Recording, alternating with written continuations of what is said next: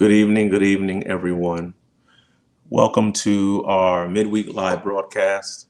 The one thing I can't do is share it like telling people. Well, welcome to our midweek live broadcast. We thank you for being here with us today. We're going to wait for some people to come in as we get ourselves started. Oh, I got music right here in front of me.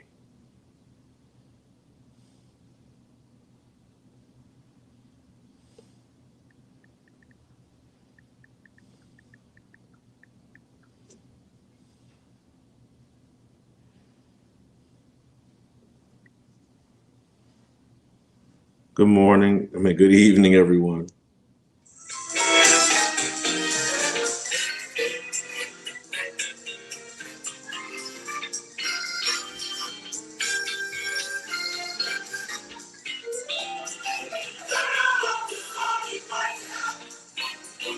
Good evening.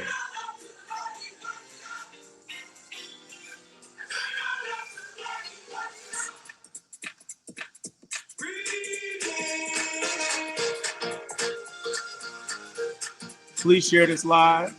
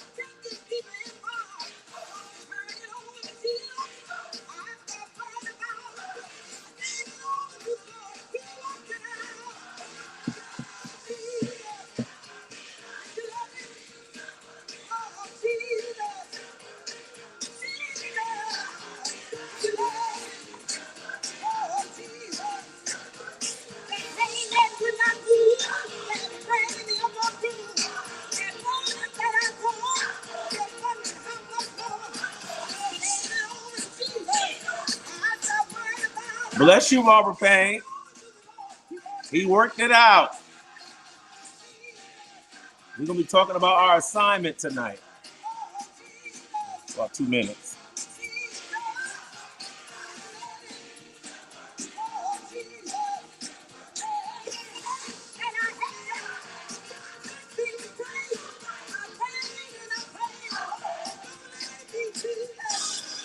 Share the live, y'all. Share the live.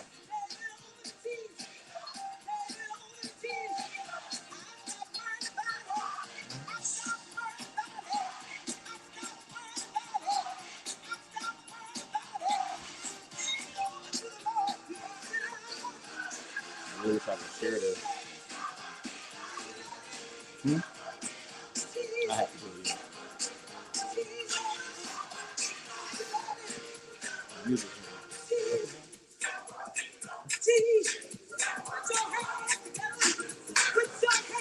Oh, got it.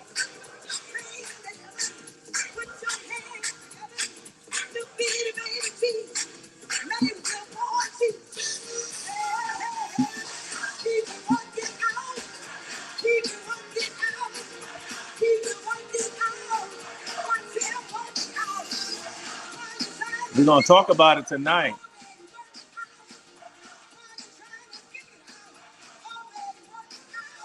Share the live, y'all. Share the live. We're on Facebook Live and we're on Bigo Live.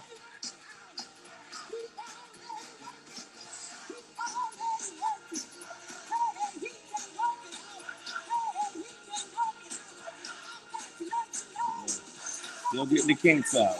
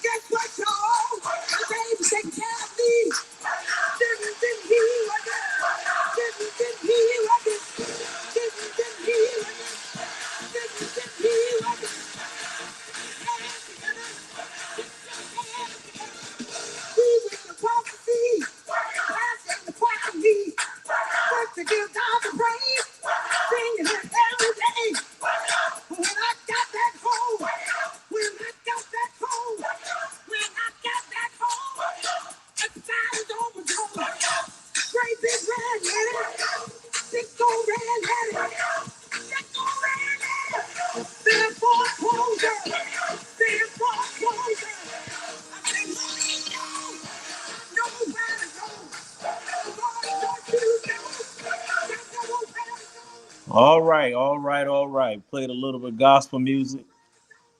This is our midweek service. We are streaming live from our location here in Watertown, Connecticut. Please share the live to anyone that you can on Facebook. Uh, and if you are on Bigo, please share the live as well. Whoever is out there, we are getting ready to go into a topic talking about being on assignment in spite of, and you can fill in the blanks of what your in spite of is. But that's what we're going to be doing today. And we're going to talk to you for a little bit about being on assignment. What I'm doing right now is definitely an assignment. Assignments require a lot of work, a lot of effort, and a lot of willingness to do what we do when we don't have to do it. Amen. So I just want to talk to you today real quick for a few minutes. Please, please, please share this live. This is Pastor McKay here at New Dimension, and we are just basically just trying to get the word out there. I think it's important that everybody knows that they have an assignment to do, and God is going to expect you to complete that assignment. Sooner or later, he's going to ask you, well, what did you do while you were down on this earth? And you should have some assignments completed that God has assigned you to. A problem is a lot of us don't want to be faithful to God unless it looks good on the surface, unless people can see this and that. People want the glitz and the glam. They want the church filled. They want all of the material, visual things. But what they don't want is the work ethic. They don't want to deal with the problems and the issues. And so today we're going to talk about who is a faithful and wise servant, who actually will be faithful to their assignment today. Please let us know that you're out there. Let me put the topic up there again. Amen. We're on assignment in spite of. We're going to go to the book of Matthew, chapter number 24, verses 45 through 51.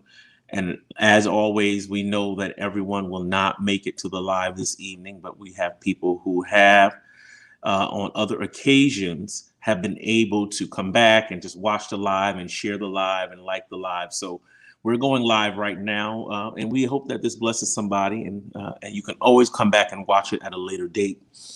But we're going to the book of Matthew, chapter 24, verses 45 through 51. From the King James Version, it says, "Who then is a faithful and wise servant, whom his Lord hath made ruler over his household, to give them meat in due season? Blessed is that servant, whom his Lord, when he cometh, shall find so doing. Verily I say unto you, that he shall make him ruler over all his goods.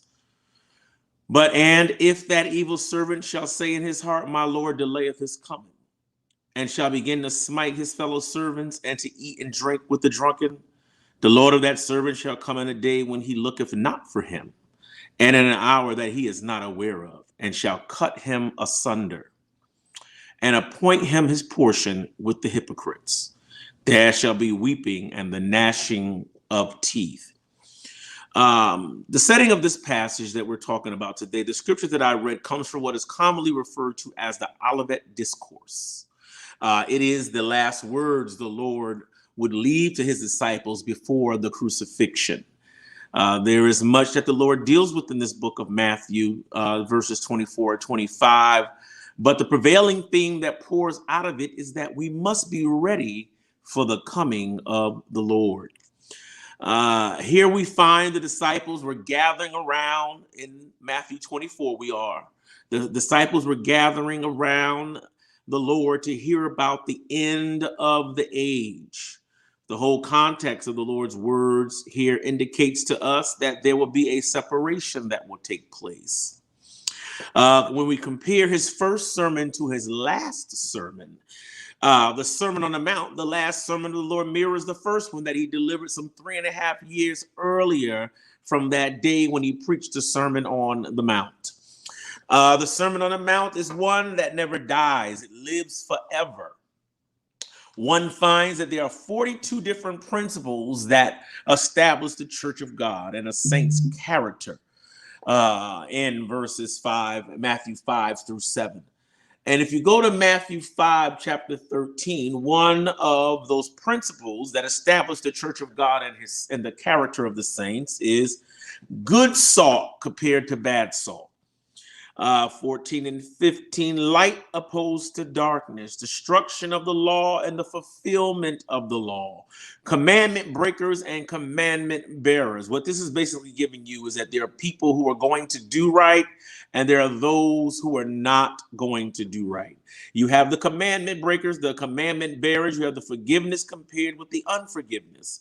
You have the man that lust controls versus the man who mortifies the body of sin. You have those who are married and you have those who are divorced. You have the old eye for an eye, tooth for tooth, amen, versus turning the other cheek. Going the necessary 1 mile compared to the extraordinary 2nd mile. Evil and good, just and unjust. The works of the right hand and the works of the left hand. The prayer of the hypocrite compared to that of the reverent.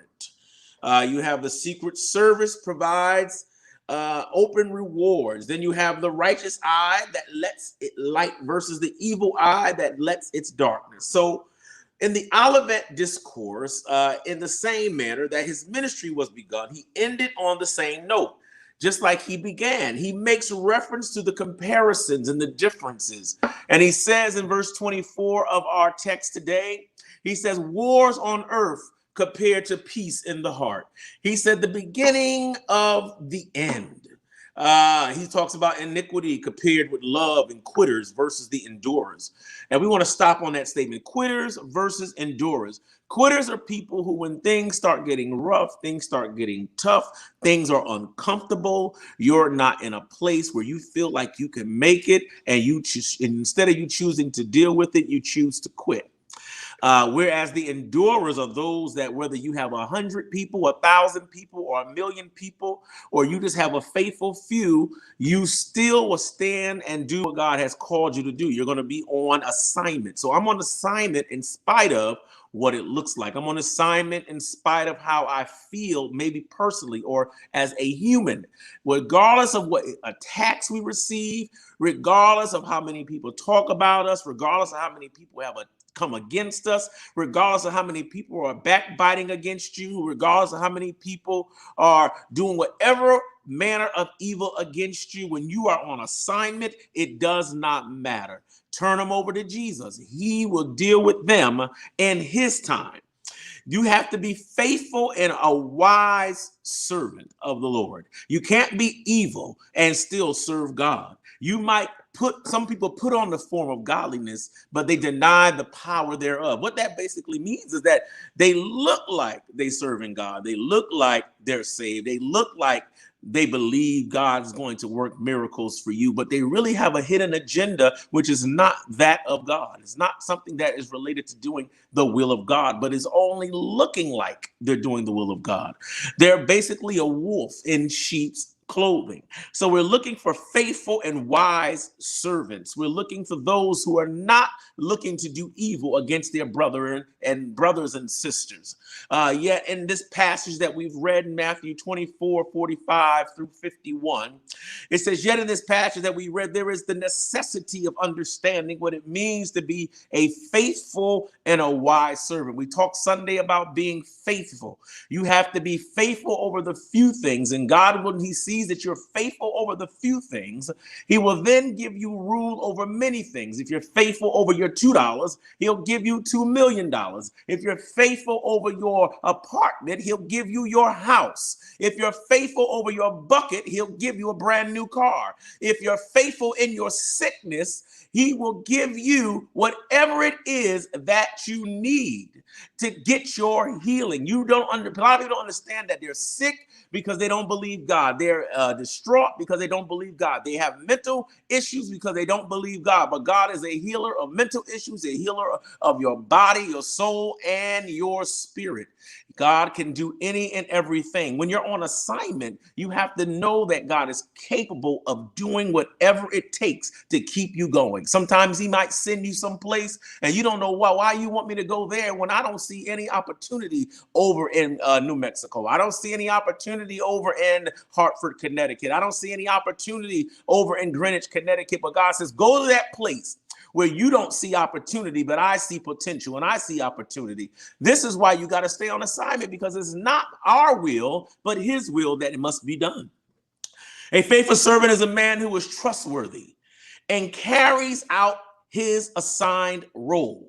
So basically what this means is that when you are going through something in ministry, and I've seen this happen with my ministry, other ministries, where the ministry may have been up on top, and then one day the ministry then goes down a little bit, and then people just start running to the left, they start running to the right, they start running behind your back, they start running in your face, and you be like, I thought you were with me. And they're saying to you, yeah, I'm with you, but they're only with you as long as you're up, but they're not with you when you go down or when you trip or when you stagger. They're not with you when you're in a low place, but yet you're still paying a high price. So what I'm trying to say to you is that you need to know who you have in your circle. You need to know who is around you, who is for you, who is against you. You need to know who your confidants are. You need to know who only is around for a temporary stay.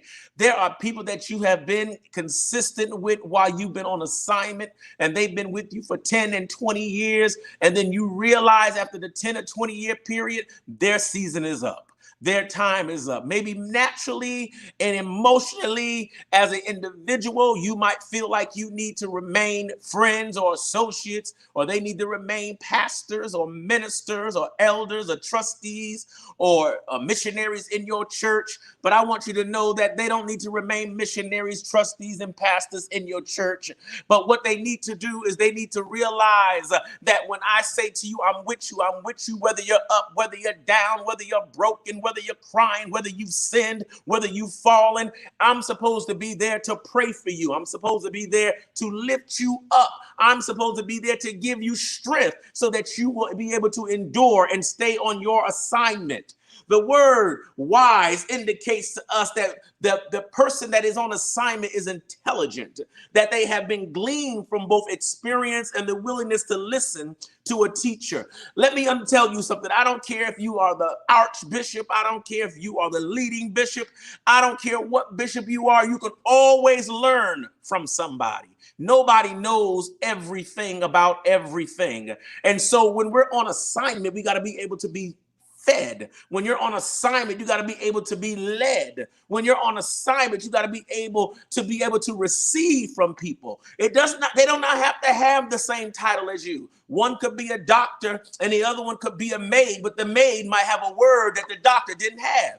So you have to understand that everybody has an assignment. Has nothing to do with your pedigree or your degree.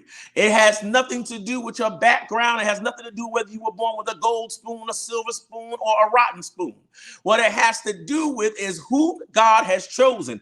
And 9 times out of 10, God didn't choose the person that was born with the gold spoon.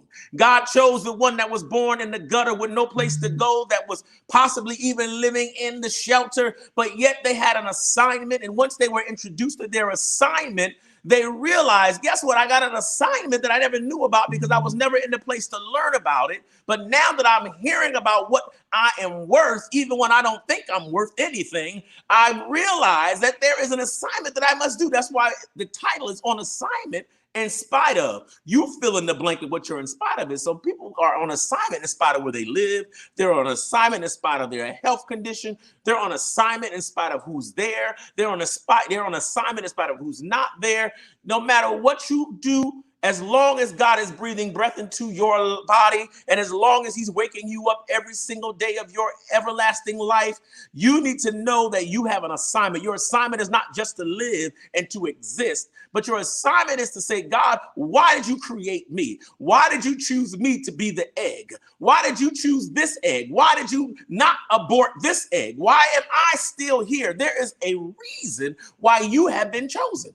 You have not been chosen because there was no other option. You've been chosen because God sees something in you before you even were conceived in your mother's womb. That is why I have my own opinion about when people get, rid of children, because at the end of the day, you don't know who that child is going to become. But when we're on assignment, we got to remember everything we've went through. Like, why did I go through that? Why did I go through this? Why did I go down that street? If I had went down the other street, I wouldn't have seen this person. I wouldn't have been able to help this person. If I had went down the other street, the street that I wasn't planning on going down, I would have been in that accident that was on the other street. You have to understand that when God is speaking to you and he's leading you and guiding you, you need to listen.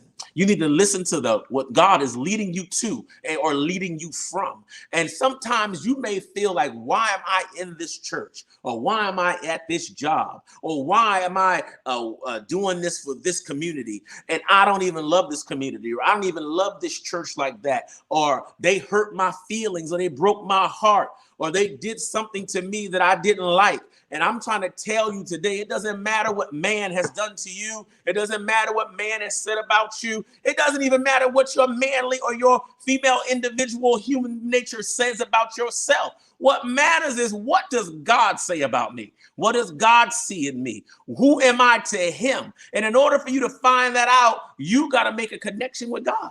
You got to go to him and say, God, please show me my true identity. A lot of people, and I was watching a movie the other day where they said, even though they look like a dog or they look like an eagle, they're really a demon. So what I'm saying to you is that a lot of people look like one thing, but there's something else. And some of us, we look like we should be over here, but God wants us to be over there.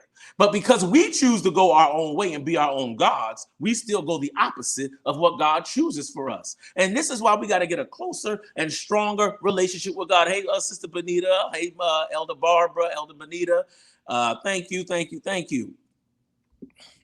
I just want you guys to know, faithful and wise servants versus the evil servants. And we're talking today about being on assignment for God. The word wise indicates intelligence. On the other hand, there are servants. We were talking about those who are evil. These men or these women are those who have a bad nature about them. You ever been around people where you just got bad vibes from them?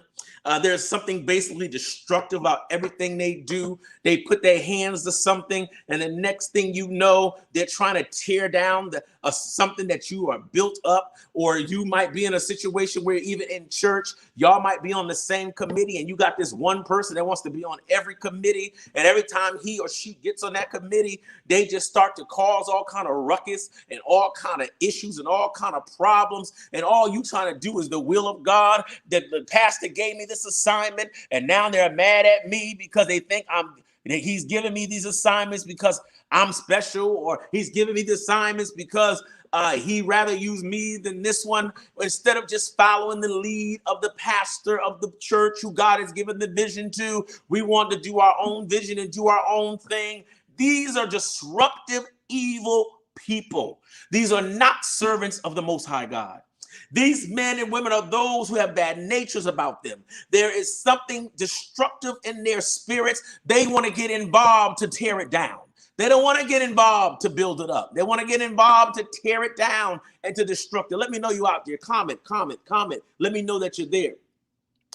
A servant that is evil and is lax in his or her responsibilities. Basically, what that means is that they're going to tell you they're going to do something and it never gets done. Lack in their responsibilities. He thinks or she thinks nothing of abusing fellow servants or those under their care. Basically, they don't have any conscience. No matter what they do to you or what they do to the church or what they do to family or what they do to anybody, it doesn't bother them. They just feel like it's just, oh, I'm sorry, I apologize. Or it could be, well, the devil made me do it. I was watching that the other night on The Conjuring. The devil made me do it. The devil didn't make you do it because you still had a choice to listen to him or not listen to him. At the end of the day, when we are on assignment, there's a price that has to be paid. You cannot always have your hand out for a blessing. You cannot always have your hand out for a blessing. You cannot always, I'm going to say it again, you cannot always have your hand out telling God, give me, give me, give me, give me, give me.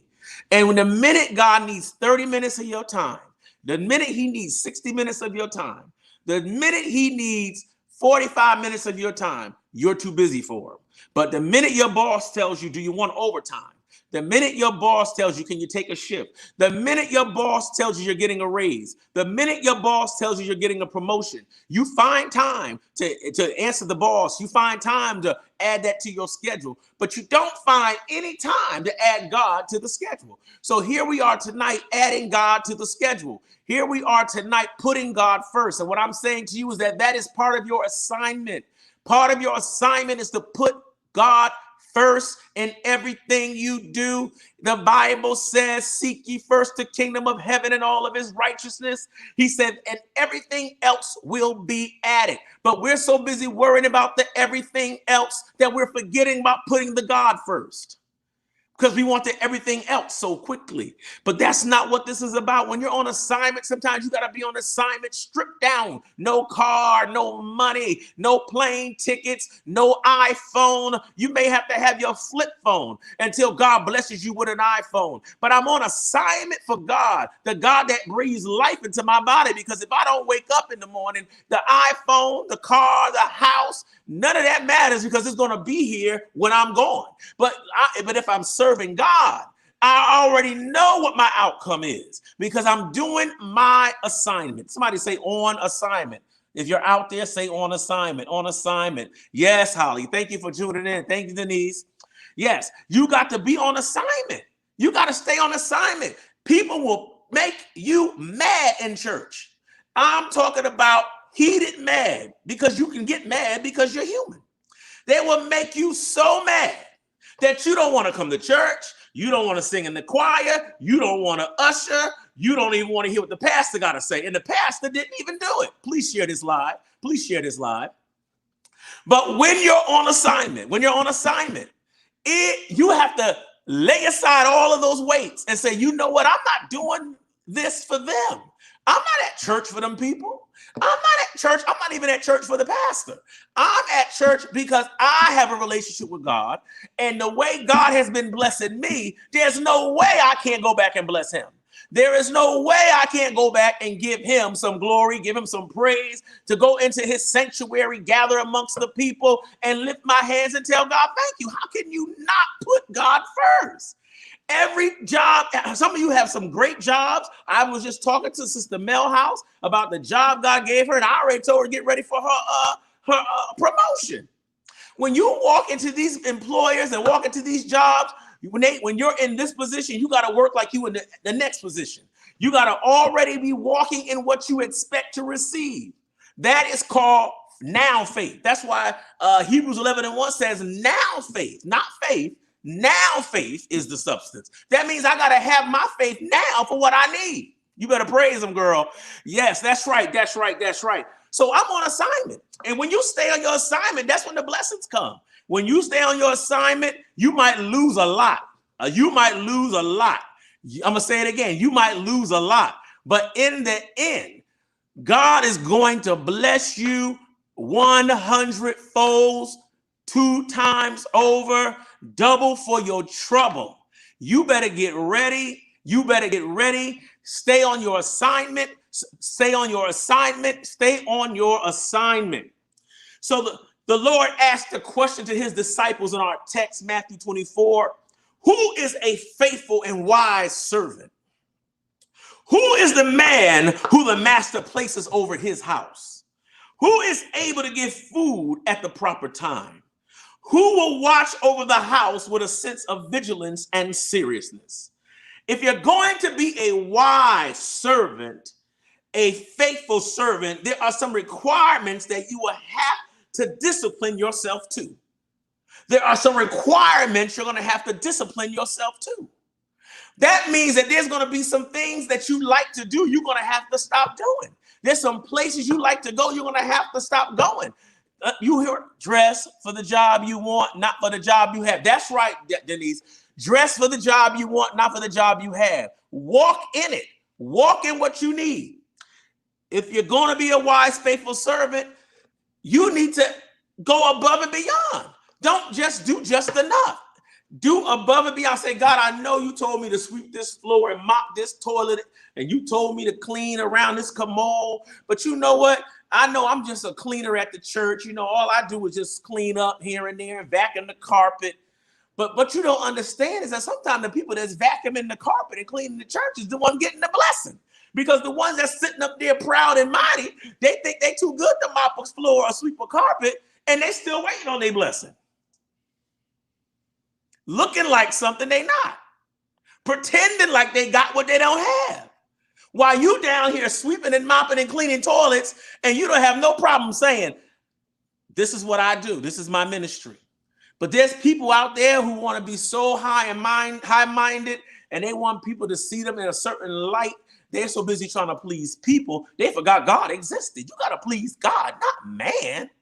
God is waking us up every single morning. Man can't wake you up. That alarm clock didn't wake you up. That Fitbit or whatever you use to get up in the morning didn't wake you up. God breathed breath into your nostrils and said, you are worthy of another day. I know you screwed up yesterday. I know you lied yesterday. I know you got drunk yesterday. I know you slept with somebody that you hadn't been asleep with on yesterday. I know you did a lot of things yesterday, but I still see something in you because even when you were doing all of that, you stayed on your assignment. See, that's the part people forget. God already knows you. He already knows what you're going to do before you do it. He knows who you are. He knows who you're going to become before you become it. But yet he also knows that there's an assignment. And if you stay on your assignment, all those things that he knows about you will begin to change. All those things that he knows about you will begin to shift. You'll begin to get better, and you'll get better, and you'll get better and better at being yourself. I preached a sermon some time ago called Mistaken Identity.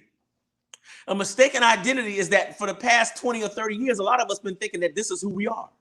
And this is what we're supposed to be doing. And then we finally get in a connection and get close to God. We realize this is not who we are. This is not what I was created for. A lot of people do not know why they exist. A lot of people do not know why they're on earth. A lot of people don't even know what they're going to be in life. But when you get connected to God, he'll speak to you. Speak to my heart, Lord. Give me your holy word. If I can't hear from you, if I can hear from you, then I'll know what to do. You can't go on by yourself. And I'm a witness with this part. When you're on assignment, in spite of whatever you want to put in that empty space, you will have to pay the price. There is a price tag that comes to those who give themselves to being faithful and a wise servant. In our walk with God, there will be struggles, strivings, and setbacks. And we used to say it, and I'm going to say it today. Our setbacks are just setups for our comebacks. So at the end of the day, we know that when you give it all to God, there is a price to pay. If you aren't paying any prices and you're not dealing with any struggles and you're not having any problems, then I don't know who you serve. Because when you serve God, there has got to be some type of struggle.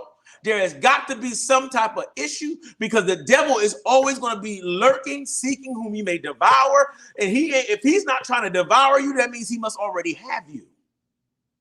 Because the more God bless you, the more the enemy is going to attack you. The more God give, the more the enemy is going to try to take away.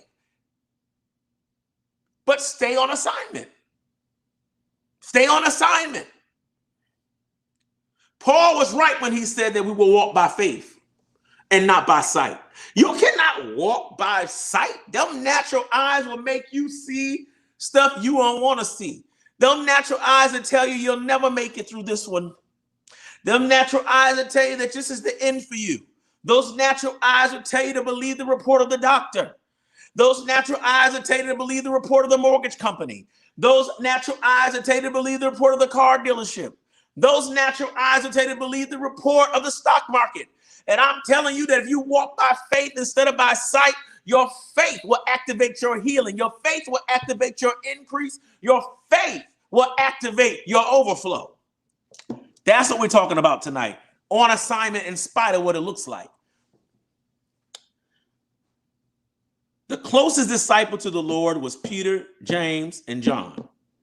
All had to pay a heavy price for their faithfulness. A deep devotion that these men had needs to come alive in our own world today. There is a passion and pain that is involved in paying the price to become a wise and faithful servant of God. There's a passion and a pain. I don't know if you're out there today, please comment and let us know. Have you gone through any pain since you've been serving God? Have you been going through any type of pain since you've been serving God? Have you gone through any pain since you've been serving God? Any heartaches, any struggles?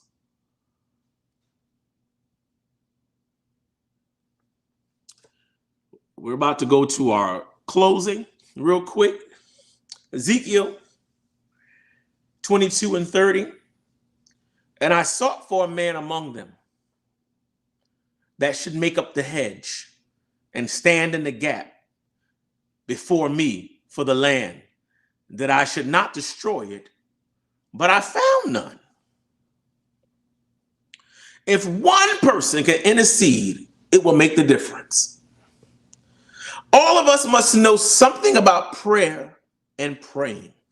Prayer was the one long thing that the disciples asked Jesus specifically to teach them how to do. Quite a number of years ago, there was a person called J.T. Pugh who went to a church called Calvary Tabernacle.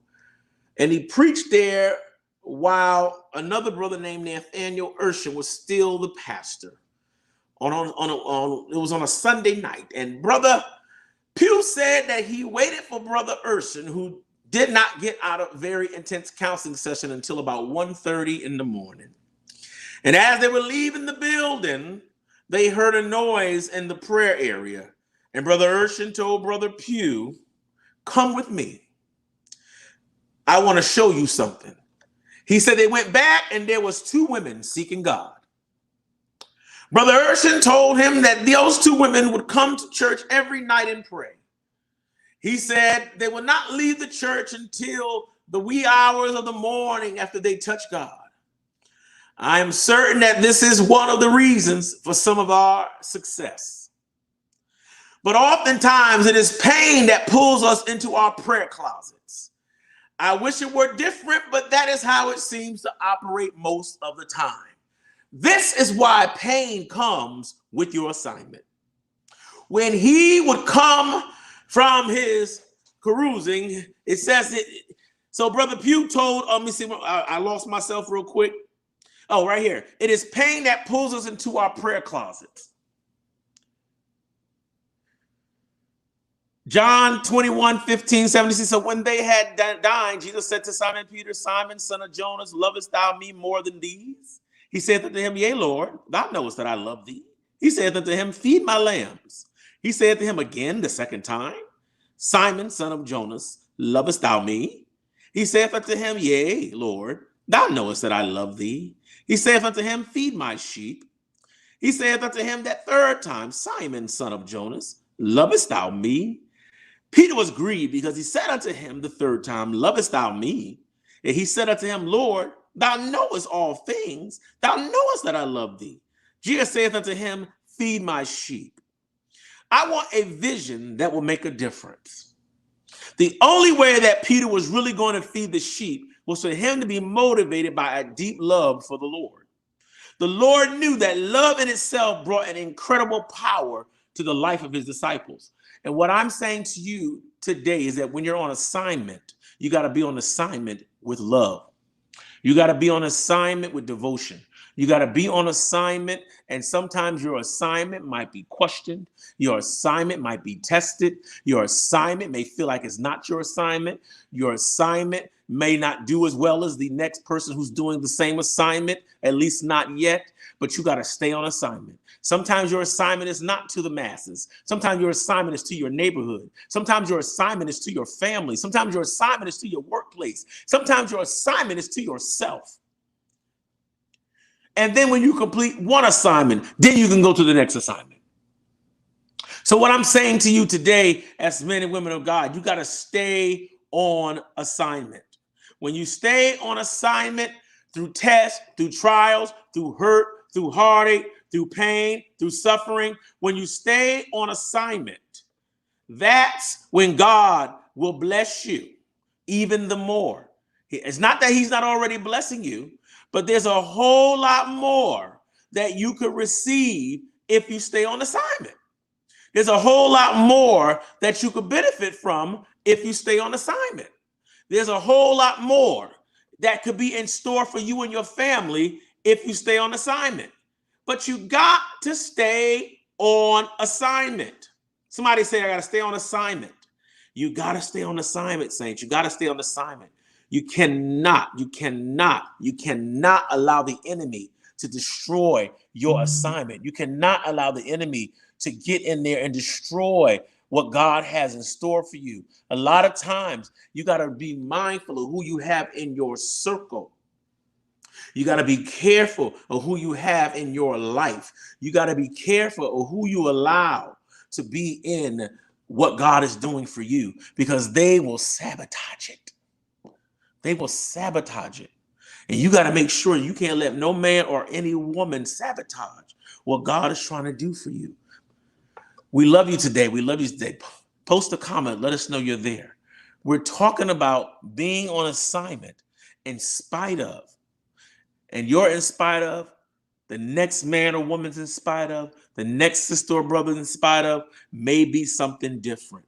But at the end of the day, it's all in spite of. That means that regardless of how I feel, regardless of what it looks like, regardless of what, comes my way, catastrophe, obstacles, sickness, whatever it might be. And we're looking at a lot of people dying every day. When you log on to Facebook, someone has died. I just received a text message that someone young has just recently died. That sang with a very popular gospel group. So every day, people are dying, and they're not 80, they're not 90, they're not 70, they're not 60. They're dying at 20, 25, 30, 35, 40. We are not on assignment. We are not on assignment. The only assignment that the people of God is on is the next come up. How I'm going to get that next dollar. How I'm going to get that bigger church. How I'm going to get that greatest choir. No, that's not the assignment. The assignment is, how am I going to get these young men and these young women off the street? How am I going to stop these women from being trafficked? These are the assignments that we are forgetting about. We're living in a day now where the assignment is not what we want it to be. We got to seek the face of God and say, God, what is it that you will have me to do? Because we're on assignment. The problem is we're doing the wrong assignments, y'all. You know, if you go to your teacher in class and I'm in school, if I'm sitting in the wrong assignment, it's an F. I don't want an F from God. I want an A. I want God to give me an A, not an F. Tell Lord, thank you. I want an A and not an F. Amen. So as we close tonight, we'll be back Sunday morning at 8:30 a.m.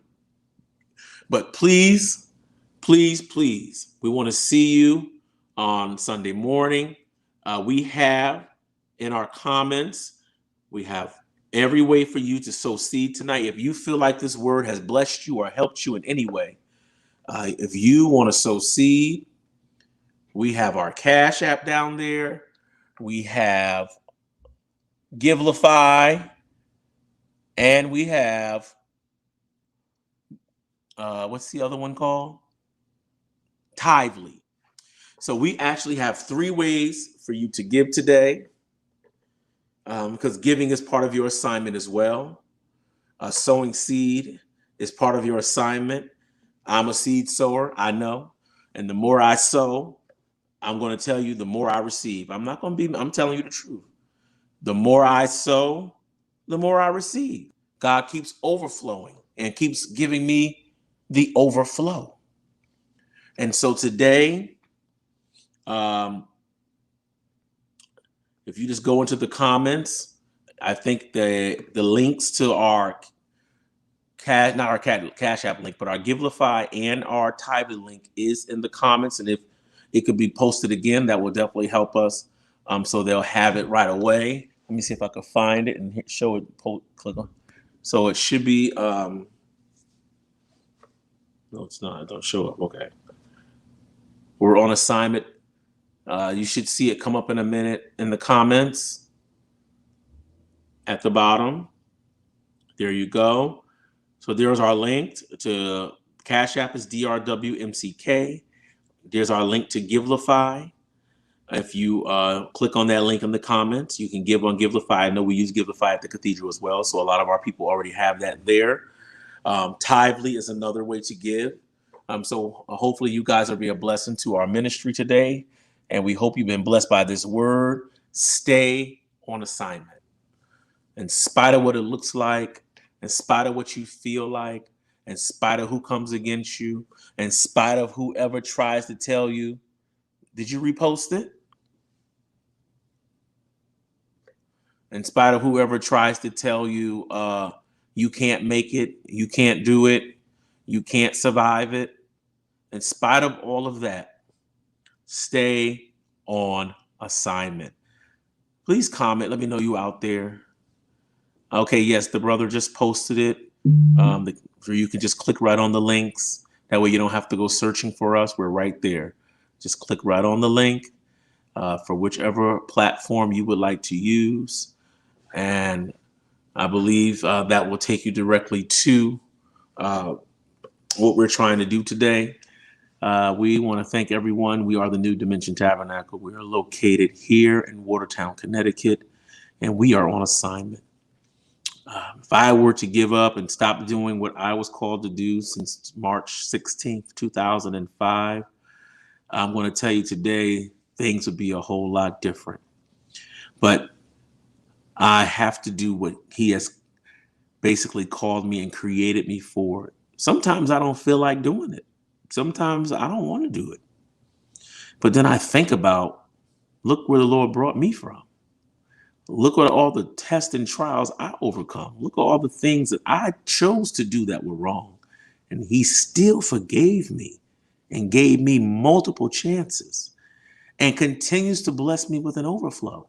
So what I'm saying to you is that when you are faithful to God, he is faithful to you. You have to stay on assignment. And I don't care if I had 1 million members, you would still see me singing in the choir at the cathedral. You'll still see me sitting in the church, working with the elders at the cathedral, because I'm on assignment. And my assignment is not just to me, but it's also to those that he assigned me to. So I'm going to continue to do the will of him that sent me. And I don't care what people say. And nobody should ever care what people say when you're on assignment, because God is the one that's keeping you. They can't keep you. They can't give a roof over your head, and they can't keep clothes on your back and food on your table and shoes on your feet. And they sure can't bless you for having love in your heart, but God can give you the overflow. And so in my close, I want to say thank everybody for tuning in. Thank you for whatever donations you have given today. We are, and if you need to search for us on Givelify, it's New Dimension, DIMENSION Project, New Dimension Project. That is our name on Givelify, New Dimension Project, 3 words. Hope to see you on Sunday morning at 8:30 a.m. Have a blessed day. This is Pastor Will McKay with our midweek service. I hope you enjoyed the word. Continue to share, continue to share, continue to post, and we'll see you soon.